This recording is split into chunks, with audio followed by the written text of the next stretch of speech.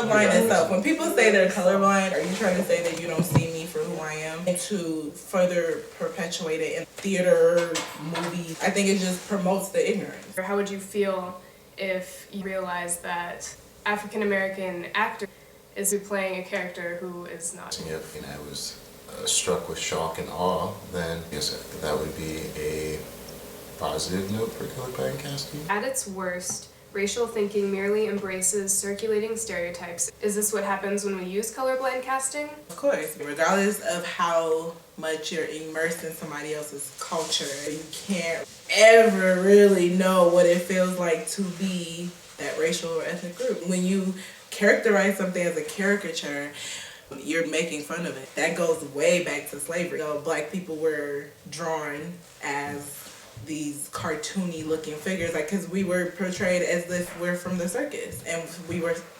things to be looked at and mocked. It's like a mockery. Colorblind casting should be done in an academic setting. Minority populations in schools are lesser than Caucasian populations. It's on the campus to diversify their student body. Not everybody can afford to go to these expensive schools and just end up having a more white population. But you gotta do what you're comfortable with. That's how people start getting offended. The play Metamorphosis, individuals had to act like they were bugs. Not to say that having an individual act as though they are of a different race is acting like a bug.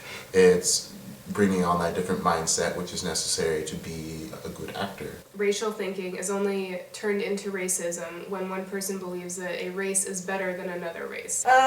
Let's see, that's totally false. Race is a performance. How is acting a race any different from acting sad? That's a tricky question, but even when you do have people of the same race, we'll take Tyler Perry for example. I mean, he exaggerates Black people. Not all Black people act like that. Some stereotypes are just naturally brought up. I don't think it's on purpose.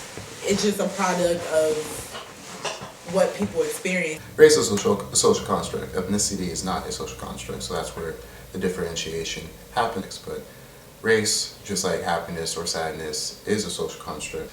It is upon the ability of a person to act that role